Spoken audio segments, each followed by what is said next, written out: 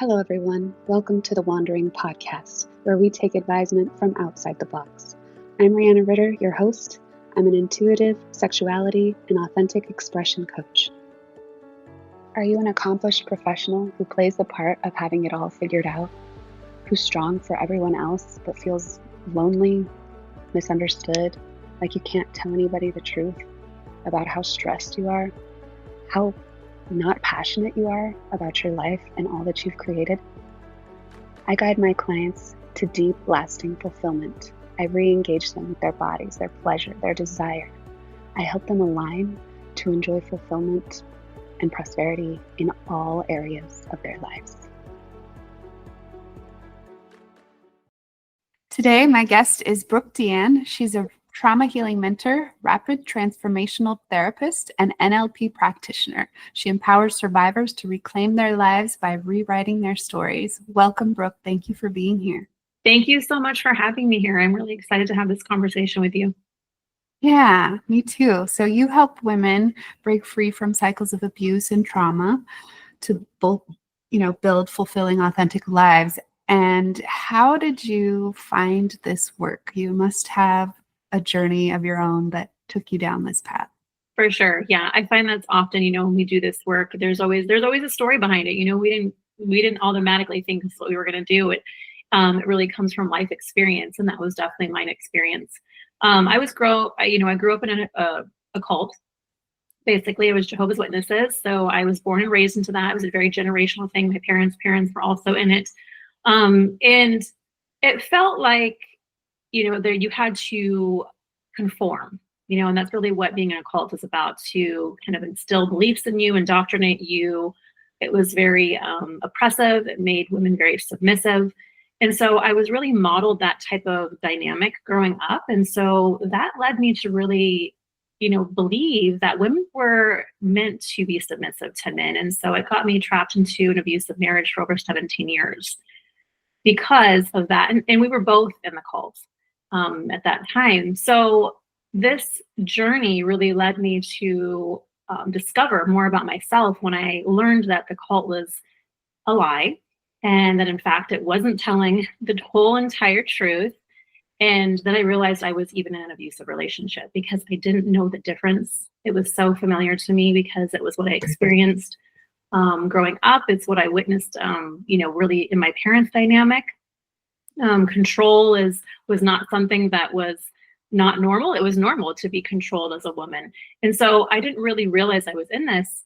And as I discovered this about myself, I was like, okay, now what? What do I do? I had to lose my whole entire identity of being the wife that I thought I was, and being this religious person that I thought that I was, and what this belief system was. So I kind of had to shatter my entire belief system to really find who I was and go into that discovery process. But it was very deeply painful. There was a lot of grieving. I lost the whole community. I lost all my friends. I lost my family that was in the cult. So, which was my parents. And that just really rocked my whole entire world. And then also left the marriage at the same time. So I went on a healing journey. And in that discovery process, I realized that I was really traumatized. I had been severely traumatized from this experience and had no idea how I was just coping and really just surviving. So in 2020, my then ex-husband actually passed away. He died from addiction because once we left the cult, he just never was able to find himself again. And he resorted to drugs to really kind of heal that pain. And seeing my children grieve and then also having my own grief experience really awakened me to ask the universe, why?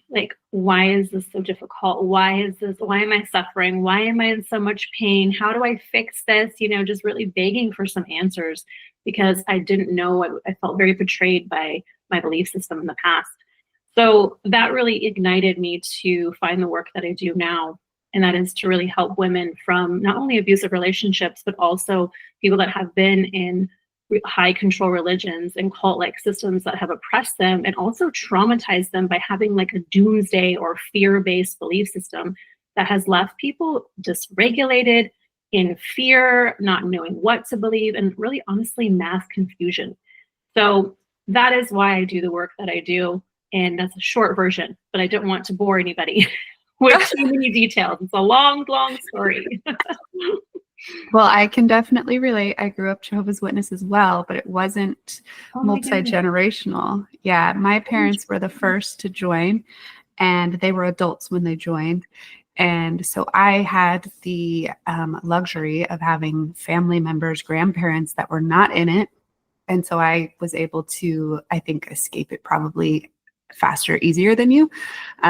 So how funny that we both met. And did you even know that I was a Jehovah's Witness? No. Right now? Oh my goodness, that is so funny. Talk about alignment. Isn't that what the name of your podcast is? Align and Prosper.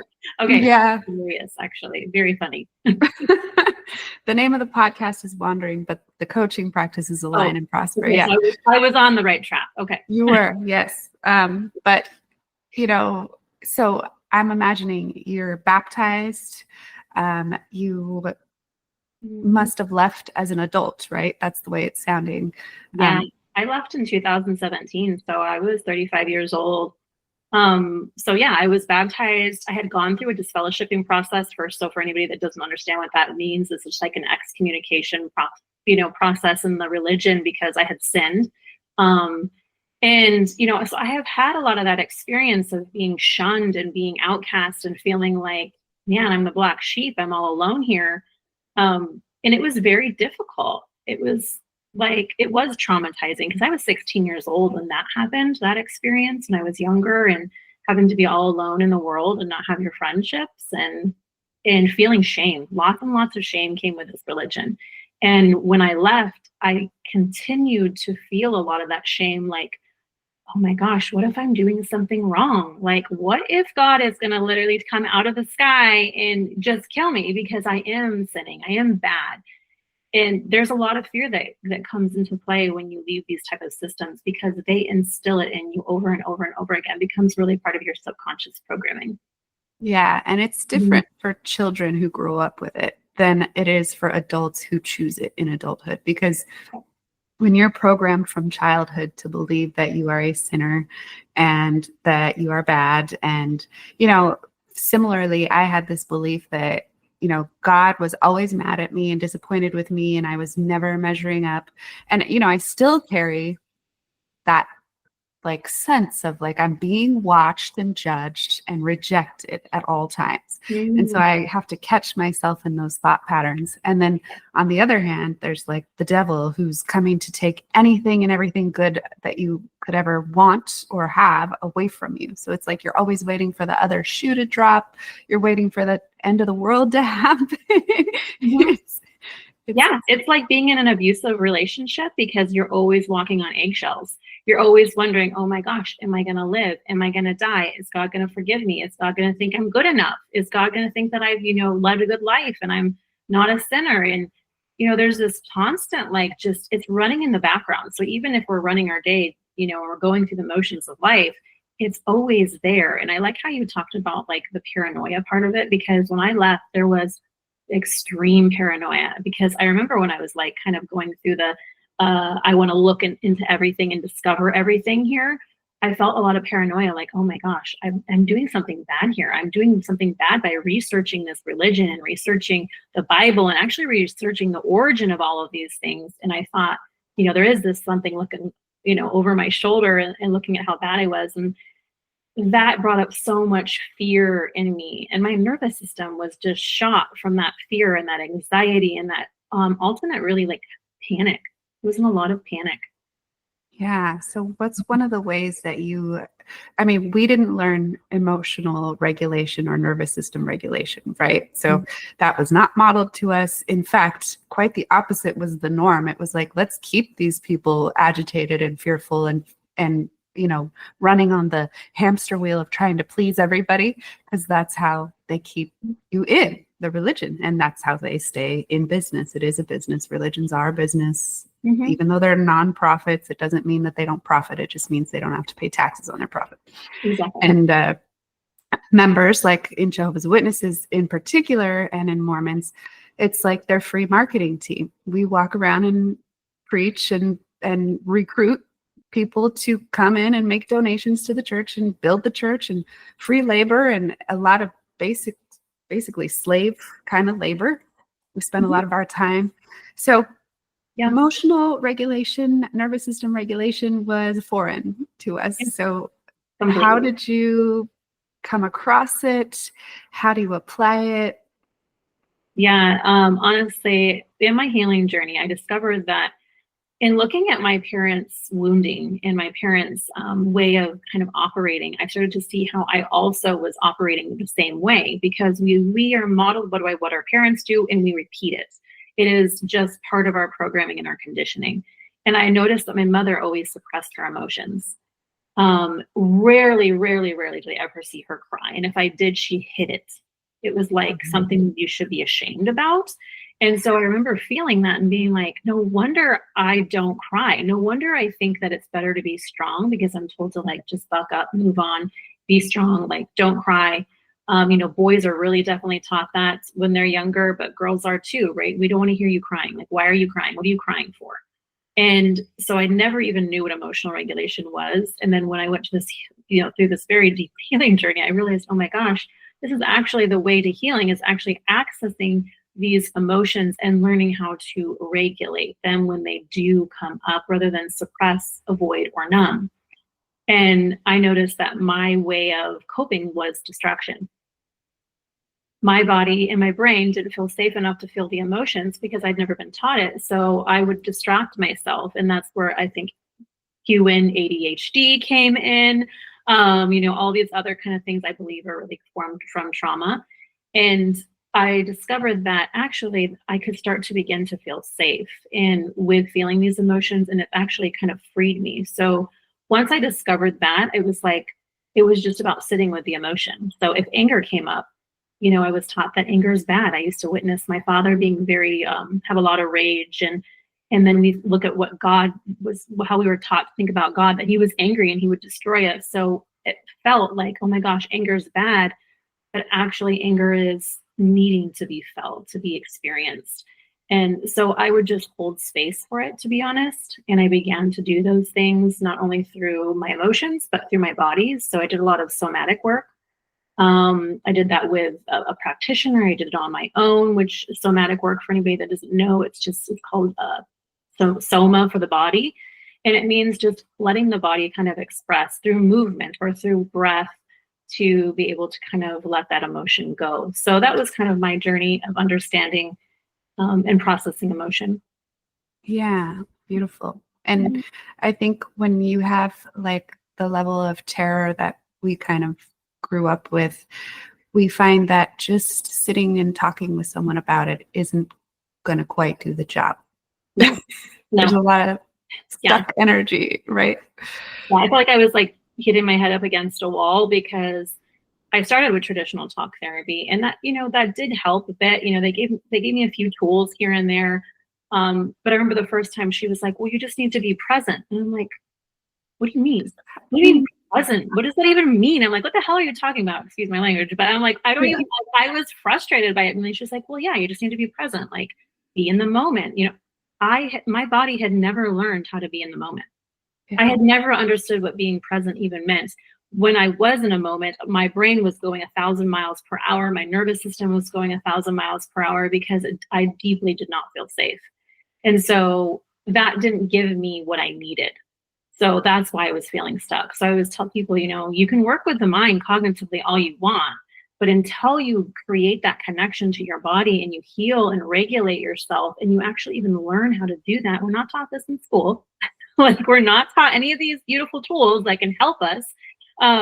You actually can change so much in your current state in any moment, because you start to just learn from each time that you continue to come back to your body.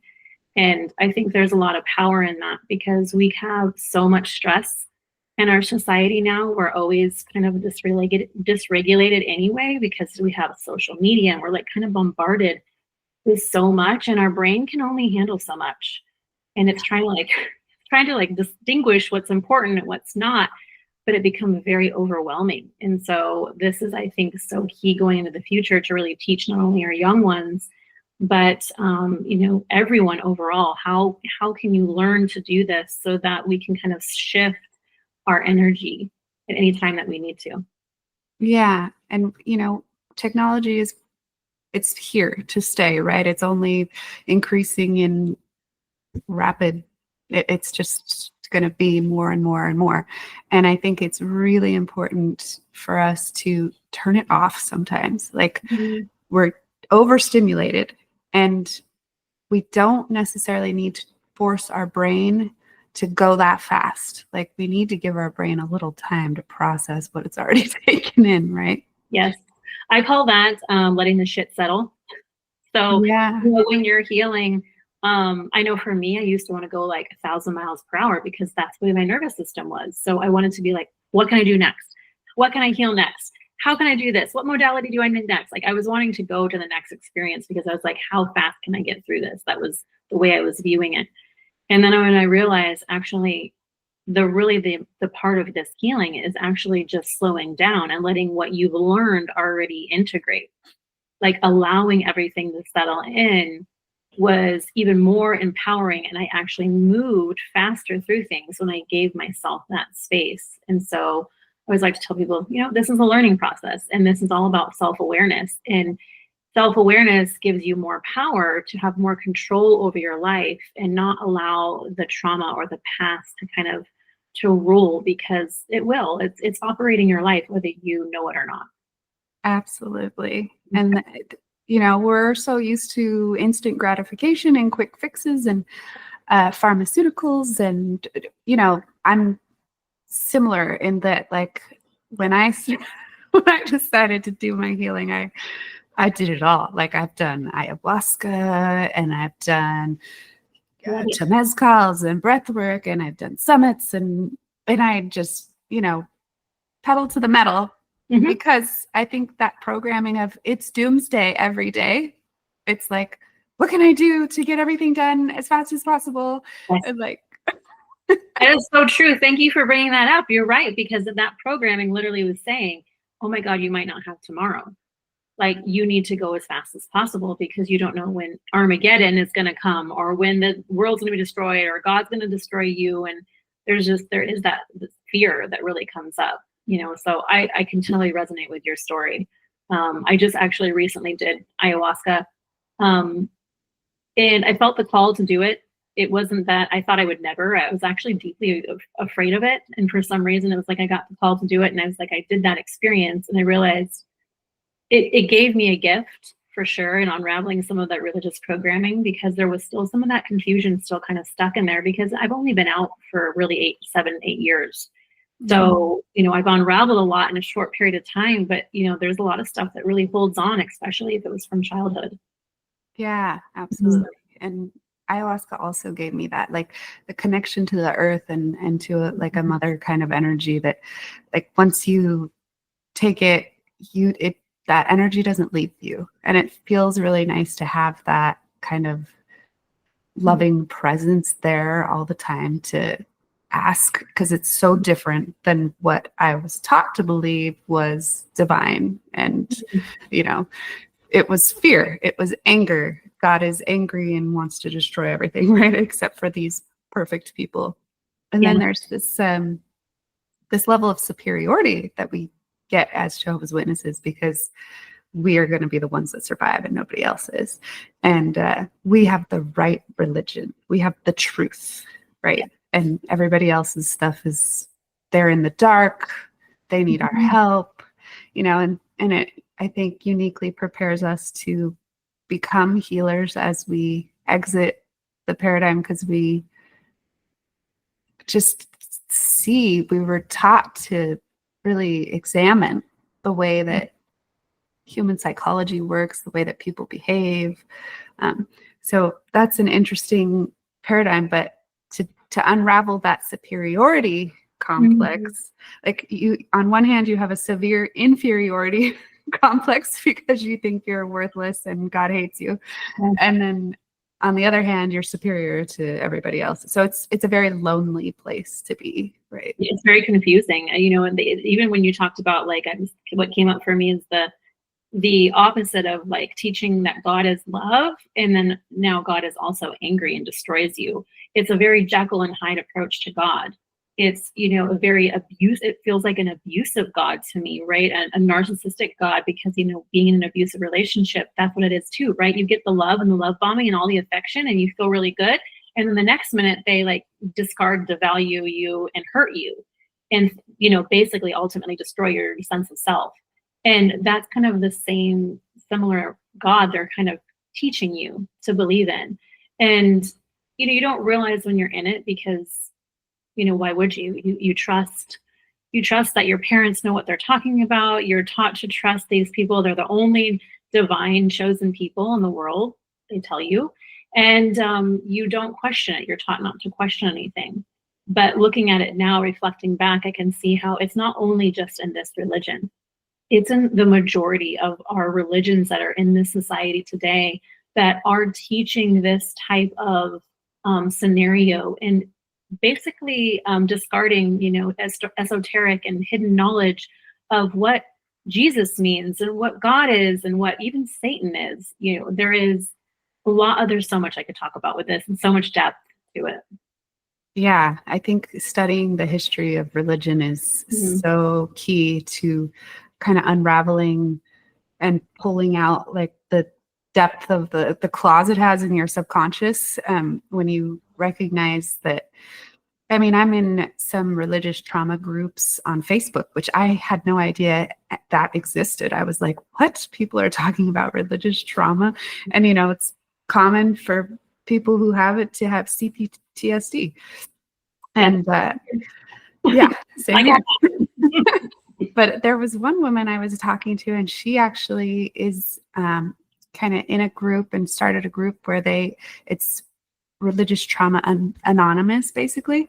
And she talks about women, Jehovah's Witness women in particular. She wasn't raised that way, but how because they were discouraged from getting an education, a lot of them end up, they come out of abusive relationships, they end up homeless, they can't take care of themselves because they don't have an education and they don't have any self-worth, really.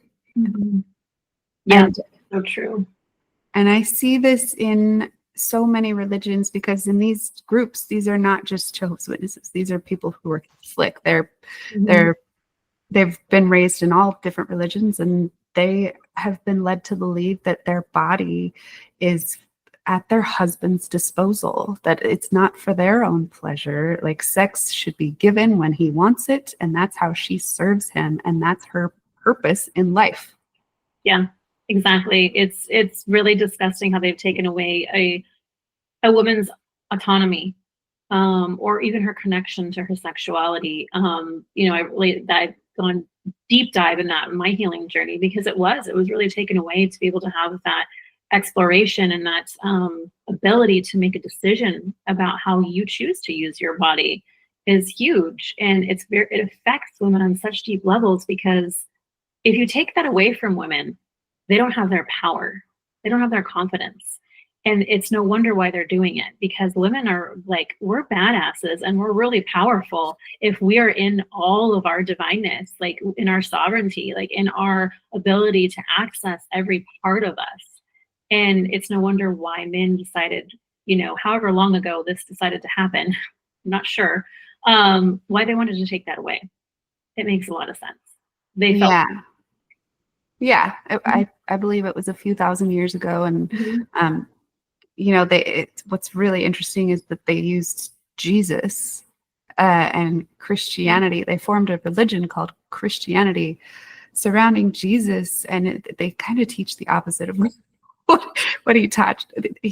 They treat people the opposite of the way that he treated it. Like it's about exclusion. Like if you're not in the group, then you're no good. And Jesus wasn't like that. He didn't need people to be in the group. He hung out with people who had leprosy. Like he wanted to heal people who weren't feeling good. He wasn't hanging out with the rich and the famous. He wasn't hanging out with the best girls and boys who followed all the rules the best. He was hanging out with prostitutes and, helping lift the spirits of people who had been traumatized, who had been harmed, who have been outcast by their society.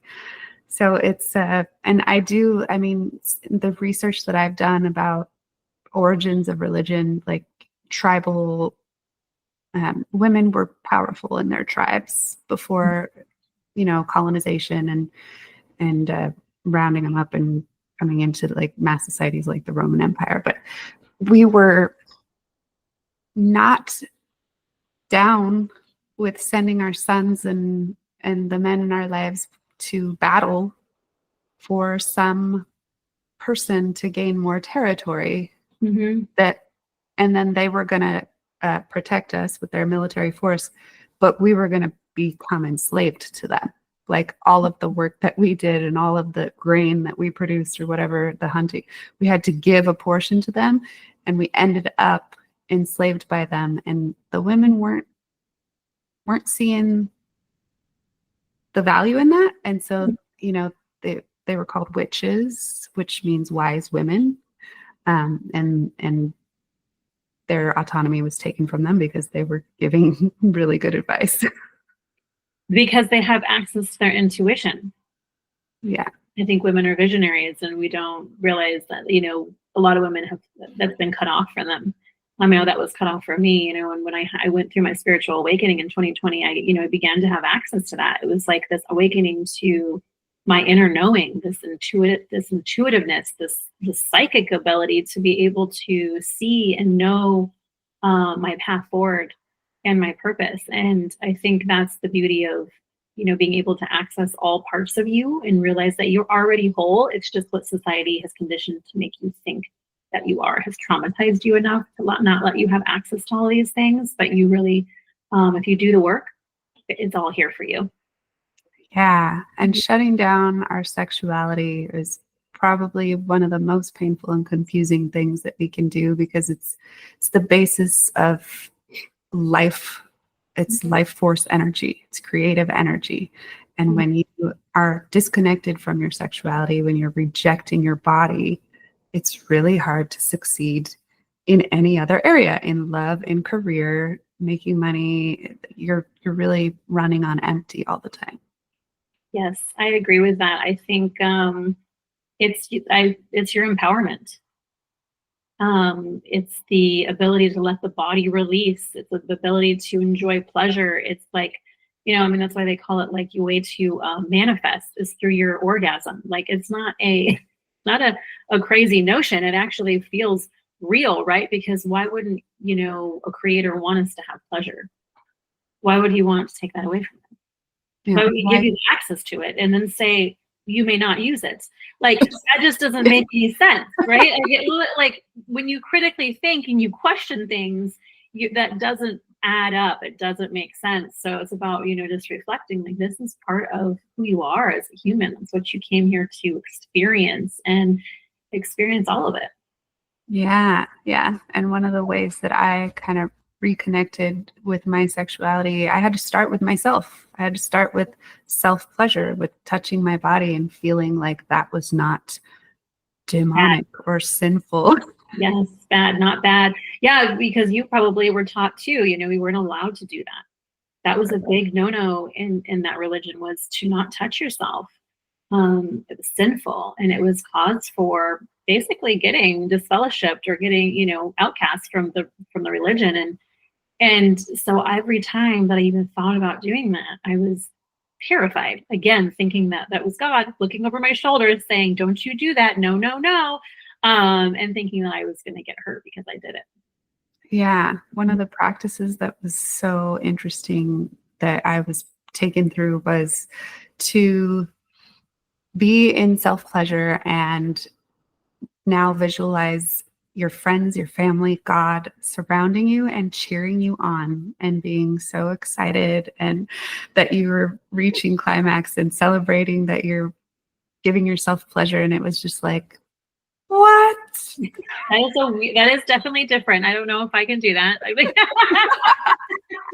I'll have to give it a think. I'll think about it. Yeah, it was something, but it was like a different way of thinking about it, a new way. It was just like, I hadn't even considered that. And Yeah. and just putting the idea into my head, it was like, oh God, it is possible that, reality has infinite possibilities, and we're just seeing the ones that we're used to seeing, right? Yes, exactly. And I think it's about being able to just know that you're allowed to give yourself permission to do whatever you want with this body. It's yours. Like, this is your life, and nobody gets to tell you anything or what to do with it or how to dress or how to act or who to be. And this is about reclaiming yourself from anything from the past. It could be an abusive relationship. It could be a cult like we were in. It could be anybody that took away your power. In coming back into that power is really key in your healing journey. Yeah.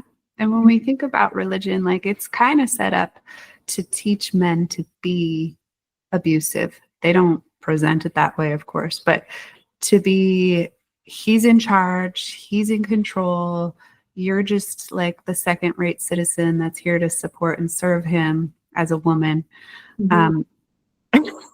Hierarchy. It's been part of our society for some time. And the reason why is because what has happened, a part of our consciousness has become greedy. It's been, full of lust, and I want all of this for myself. And it's not like this loving component anymore. And so it's like, how can we create a hierarchy that can control and make people submissive and become slaves? And we've just been in this paradigm for so long. And now things are shifting. People are awakening. People are leaving these type of religions. They're seeing that something's not normal. So something's not right. But then it's also creating this mass confusion, because now people are like, well, what do I believe in? What's going on? What's happening? And that's kind of, I know what that felt like, because it was scary at first, because you're like, well, wait a second. What do I hold on to? What do I believe? But I always say that there's a gift in everything that you experience in life, even if it's deeply painful and there's a lot of suffering, there is a gift in it, because it was meant to teach you something. And I think being in the cult taught me to stand up, use my voice, not allow myself to be a follower, to be the leader, to know that I can have access and I could actually destroy a whole entire belief system and create a new belief system in one lifetime. Yeah. And that's hugely challenging, especially because your healing is generational. I mean, all of our healing is generational, but like for you, it's like you're also destroying a belief system from generations back, right? Yes. With the religion in particular. Yeah, exactly. And I'm super happy that I was strong enough to do it. I was able to let my children they got to break free from it as well. And they got to experience, things I didn't even get to experience, as a teenager and a young child. So I was very excited that, for them, at least, they were able to see a different way of life and heal themselves as well, even from, what we had put onto them unbeknownst to us, but being able to see that there is more to life than what they had experienced. Yeah, it's got to be so interesting to be a child growing up there. I mean, kids don't love that religion. I mean, I certainly didn't. It's not fun. Like we had to sit out during holiday parties at school. We were the outcast all the time, and we were proud of it. We were standing up and not doing the Pledge of Allegiance. Like, it was just always being no part of the world, right? So it's got to be really interesting for a kid to go from that to now we're going to start exploring freedom. Yeah, it was for them. It was exciting, I mean, I remember the first time I got to celebrate Christmas, and it was like, it was a really big deal, and it was fun, and it was, even though I had no connection to it like most people do, I still the enjoyment of it was enough just to see them kind of light up and experience these new things together. And it was like I was also healing my inner child through them to be able to experience these things. Yeah, totally. I get it with the not having the connection to it. It's still difficult for me. And I left at 14. And so, I mean, my method for undoing the programming was to go academia and atheist. Oh, interesting. Yeah. I mean, I think a lot of people kind of go that way. I did also kind of fall on that spectrum of atheism too. Like, I think I was just felt betrayed. I felt like I was lied to by a higher power. I didn't know I should believe in God. And so I kind of just like threw it all to like, okay, I'm just going to throw it all to science here. And I just try to discover that. So my question to you is like, what do you feel now? Do you feel like you're still atheist? Oh God, no. That was a very lonely place to be. And it just didn't, it wasn't natural. I was forcing it the whole way. But yeah, when I switched over to science only, it just turned off it turned off the magic of life, because I mean, life is all magic. Science just tries to explain it, right? Yes. Yeah, that's so true. I love that. I think that's why I had my awakening. You know, it was to experience that there was this love, this profound love there. That, you know, all of this did happen for a reason. And I don't really need to know all the answers.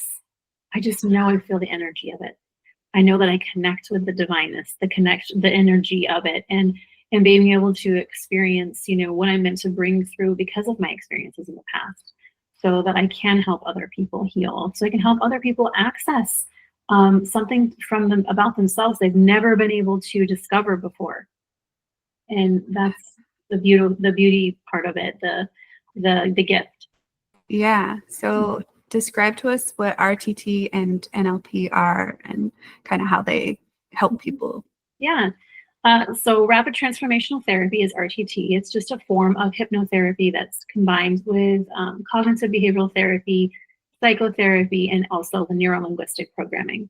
So, which, just for anybody who doesn't know what neuro-linguistic programming is, it's basically kind of teaching you how your brain operates, helping you to understand you know, the methods or the madness to how your brain kind of does these things for you, and it doesn't really know if it's good or bad. It just knows what's familiar. It knows what you've always been doing. Your automatic programs that you've done every time, the same reactions you've done every time to something that triggers an emotion from the past. And when you kind of discover these things through this work, you're able to access things you were never able to process. And a lot of the times people are like, well, I don't remember my childhood. Well, your childhood is like your original programming from 0 to 7. It's like every belief system you've ever had.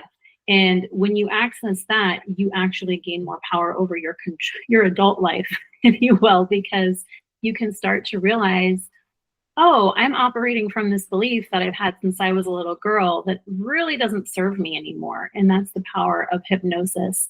And learning just how your brain does certain things for you, so you can change your thoughts, you can change your beliefs, you can change your patterns, your behaviors that aren't serving you, and give yourself more power and control over your life to be able to kind of get where you're wanting to go. You know, if you're feeling like, I'm stuck, I don't know why I'm here, or why I'm still struggling with this, you know, I'm ruminating about the same trauma that I had 5, 10, 15 years ago, and I can't get over it.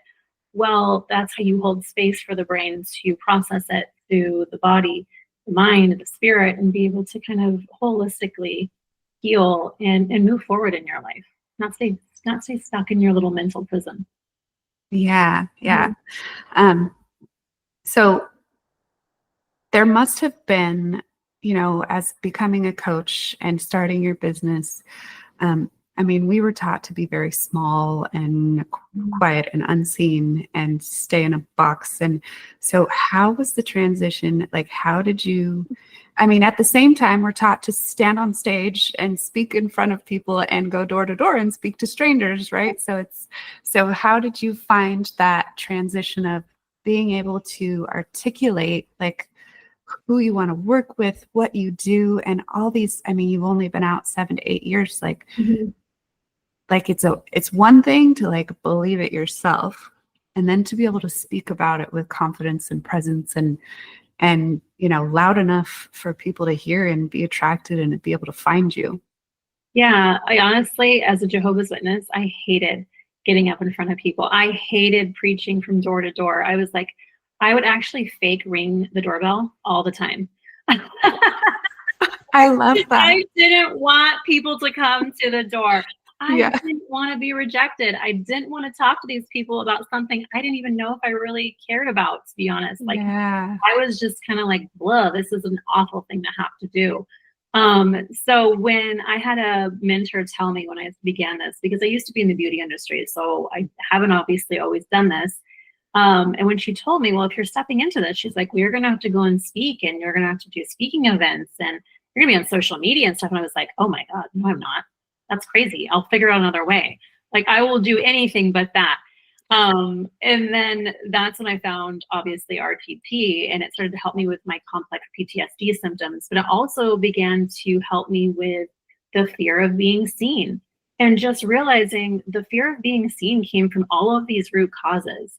And it really was just from childhood, and I didn't really need to hold on to them anymore. And so I really began that rewiring of my brain process to believe, you know what, it's safe to be seen. I am excited to be seen. I'm excited to share my story.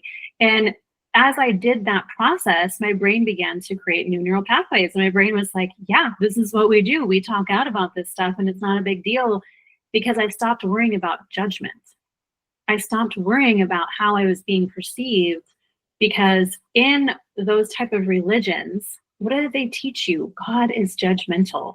And the people, even though they say, oh, let God be the judge, the people around me were so judgmental. They were always gossiping and wondering what so-and-so was doing and how they got in trouble and what was going on. And so I realized my parents were judgmental. Everybody I had been surrounded by had taught me to be judgmental and then worry about how I was being received. And so once I learned, it doesn't really matter. It's not about me. People can say all that they need to. They can throw arrows, they can throw stones, but that's their woundedness. That's what's triggering them, and that's on them. That's not on me. And I don't really care if they can't receive my message. My message is my message. And they haven't walked in my shoes or my path. And really letting that story go helped me kind of step into the belief that, you know what, I obviously went through this experience for a reason. And if I am not going to allow myself to give the gift of helping others, then I'm not going to feel fulfilled. I'm going to feel like, you know what, I didn't really actually step into what I was supposed to be, because I walked out of fire and brimstone to get to where I am today, right? And now I can just be, you know what, this is who I am. And if it resonates with you, great. If it's not, it doesn't matter. I don't need to chase anybody. I just attract. Yeah, I love that. And when you are meeting, or when you're working with women, like you're taking them kind of out of abuse cycles, who are they? Like, where are they when they find you and are ready to step into doing this work? So a lot of women are still in a relationship when they find me. Some are already out and they've recognized, oh my gosh, I've been in a narcissistic abusive relationship and I messed up. I am confused. I am lost. I am hurt. I am that low self-esteem. Confusion. It's usually a lot of confusion, to be honest. And they're really searching for someone to help them. Even the women that are in the relationship and just know it's not working, they're still looking for, someone to just be their guide. And I always tell everybody, I'm not your healer. I am not a healer. I don't resonate with that. I help you heal. I help guide you to your own healing, because at the end of the day, you are your best guide. And I want to help you access your own intuition again, to sift through all of the baggage and the trauma, what people told you who you had to be, what you thought you had to be to get love. And I want you to throw that all out. And I want to help you clean up the mess that society and people created, because that's not who you are.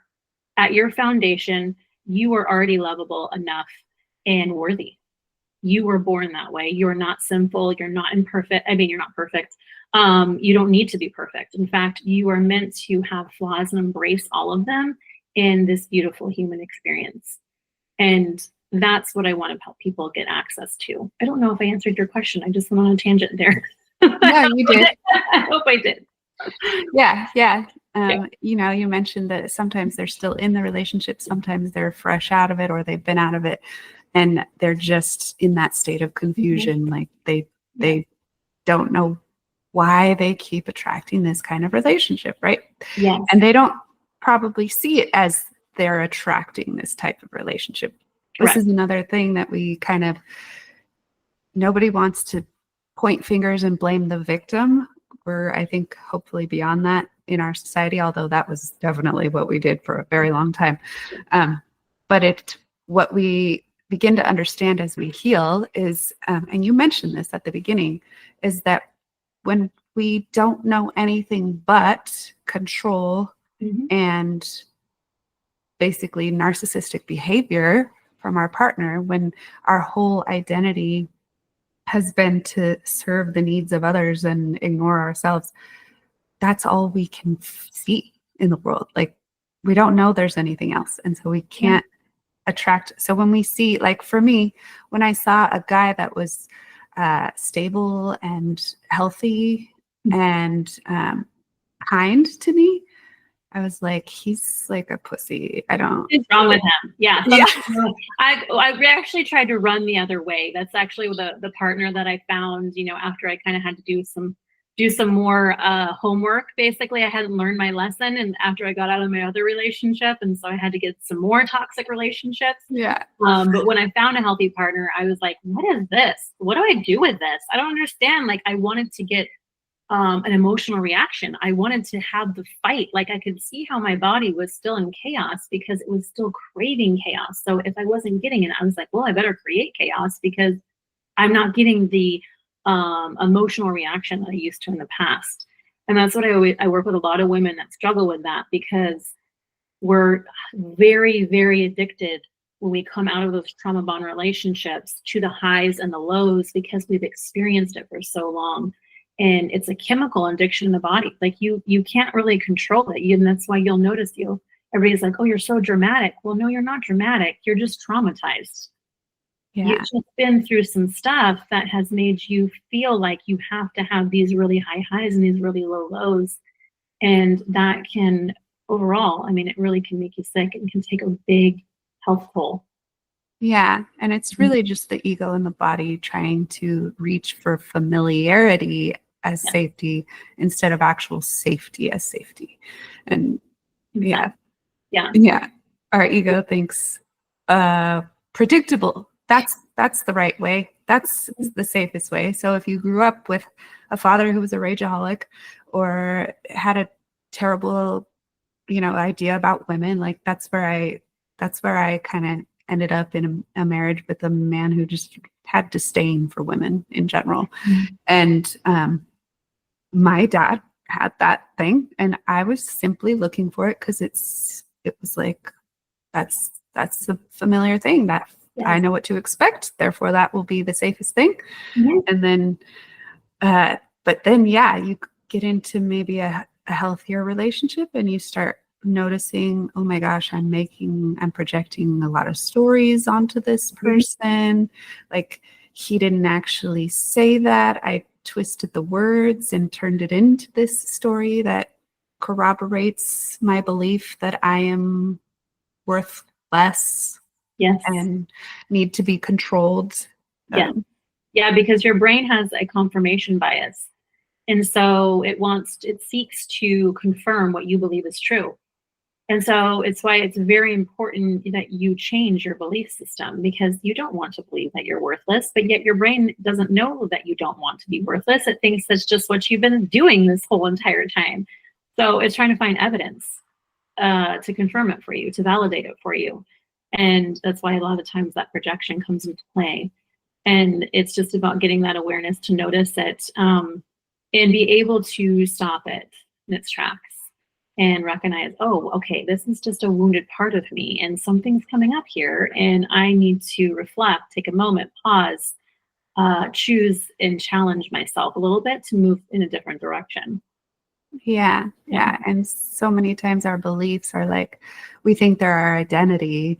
And like when you were talking about how you were able to step out and recognize that you desired to be heard and it was safe to be heard and seen. Like, so many people, I think both genders, like, believe I am not a public speaker. I'm not. And you talked about, no, actually, you just don't believe it's safe to be that.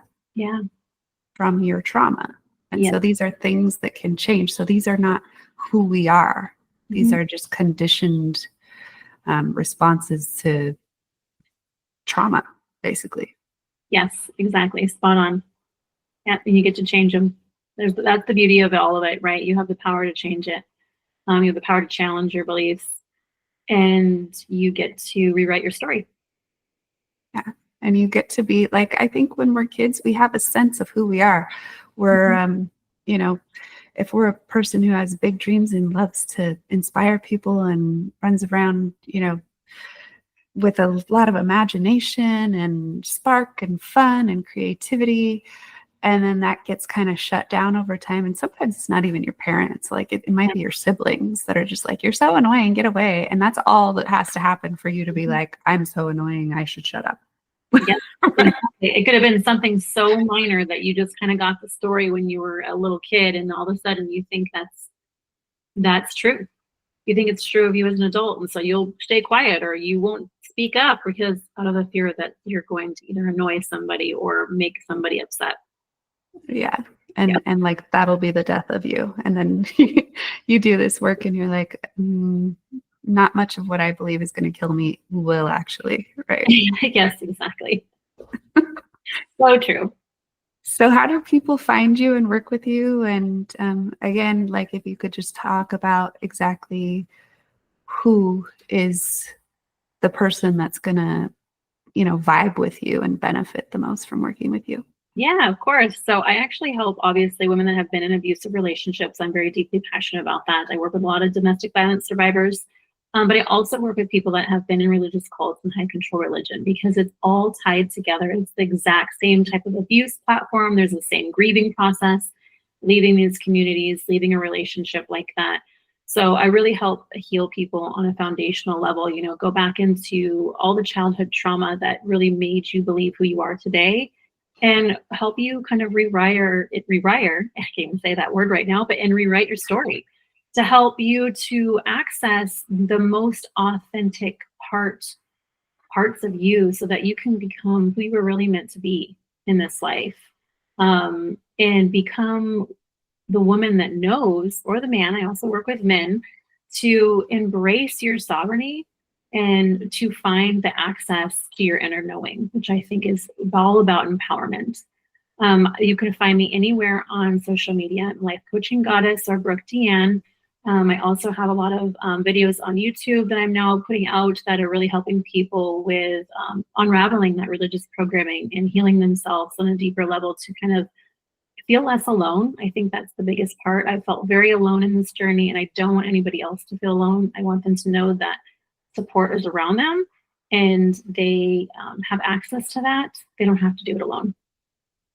Beautiful. I also have a book. I forgot. I also have a book coming out, Shatter, Broken, and Beautiful.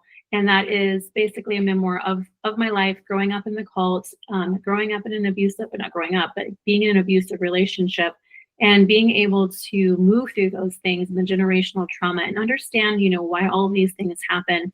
And I talk a lot about my spiritual awakening in that book to help people to move through these things, to see that there is another way and that they can do it, and that it's all possible. And that's called Shattered, Broken, and Beautiful. And when is that expected to come out? That will be out March 25th, 2025.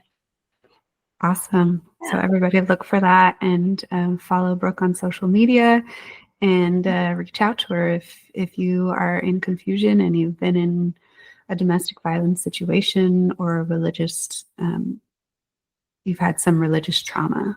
So it's wonderful to have you, and thank you so much for being here. I'm so glad we got to connect. It was amazing to talk to a fellow ex-Jehovah's Witness. Same. I love how that just ended up working out and we had no idea. So it was a great surprise. So thank you for having me on the show. Yeah, awesome. Have a great day. You too.